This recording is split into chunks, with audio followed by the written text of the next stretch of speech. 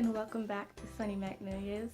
And this is the first video that we've had in an extremely long time. And as you can see, Octavia is not here with me today, but she will be in the next video. So in this video, we are going to be talking about forming your identity as a writer and what makes you a writer, not necessarily what makes you one, but how to be a better writer.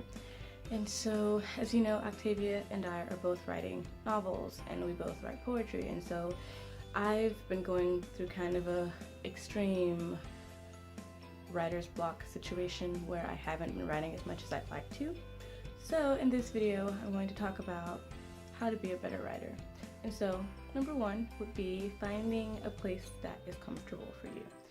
Like if you like writing in a quiet room, and you don't want to have any distractions, and so you like to sit in a bare room, then that's where you should write.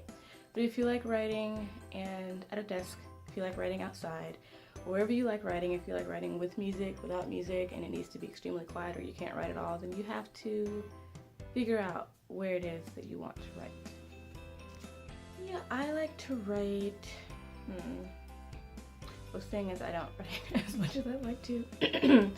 I think I like to write poetry the most, like when it's quiet and I can just sit and stare at a blank piece of paper, and then I find my inspiration, I guess, in that quietness and in listening like to the wind. Like if I'm outside and it's windy and I can like see the sun and the branches and the leaves are like swaying in the wind, I find that inspirational and it spurs me to create something. And so that's one way that I like to write poetry.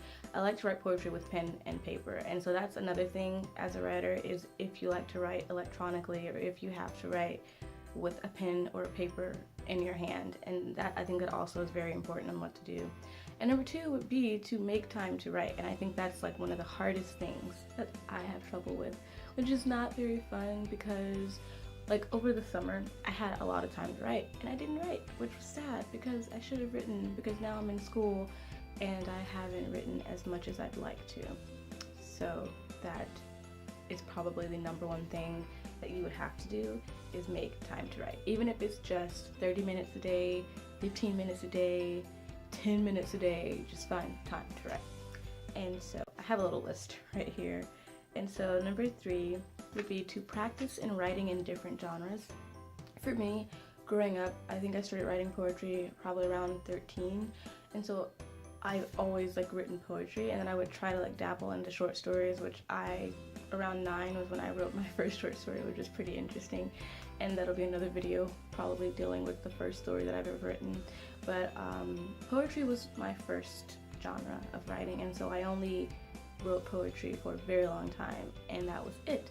And so now that I'm in college, I've taken a literary writing class, and so I've written literary nonfiction, I've written short stories, I've written dramatic plays, I've written poetry, and so it's really important to find that groove that you're good at writing in and practice in it, because you never know what you're good at until you try it. Like I never thought I'd be good at writing a play, and I seem to be pretty okay at writing a play. So you should just dabble into that and find out what it is that you like.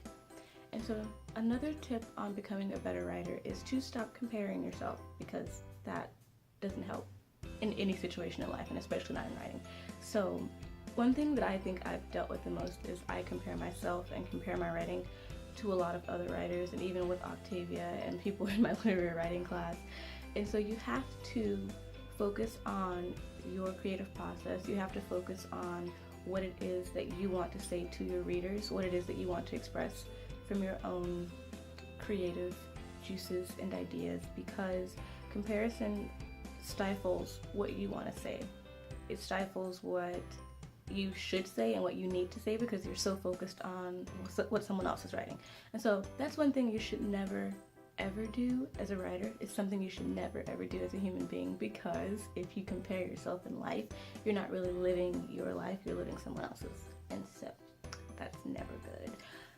And another tip I can give you is to just write and be confident in what it is that you write, because I was taking this test and we had to write about what you think a skill is that a writer should have. And so my 3 skills were discipline, patience, and I can't remember the other one. It was discipline, patience, and I think it was making time to write, because without discipline you will never set that time for yourself, and without patience I think it's very, very easy to get so caught up in the fact that you don't have time to write, or you're not making time to write, so you just don't write at all, and that's not a good thing. And so one thing I compared patience and writing to is everything that a writer first writes they think is going to be fantastic, it's going to be gold, and it's going to be the best thing in the world. And I think a lot of times writing is like gold mining, where you're trying to like pan for gold, but instead you're just finding brittle rocks, and because you haven't found gold you just set the pan aside and you just don't go back to it. And that's not really how you should write. You should write with the intent of, okay, I'm making time to do this, I'm gonna do this, and you write something, if it's a page, if it's a paragraph, and then you go back to it, and if it's good you keep it, if it's not you scratch it. And that's one thing I'm learning, is I have to scratch some things, and that it's okay if it takes my page number down, because it will get better as I continue writing. So I would like to know your process as a writer, what it is that you do, what inspires you, what genre do you write in, and how you like happen to come upon that genre. So thank you for watching, and this is Sunny Magnolias. Don't forget to like, subscribe, and follow, and comment, because we'd love to hear your comments. So thank you for watching, and have a great Thanksgiving break.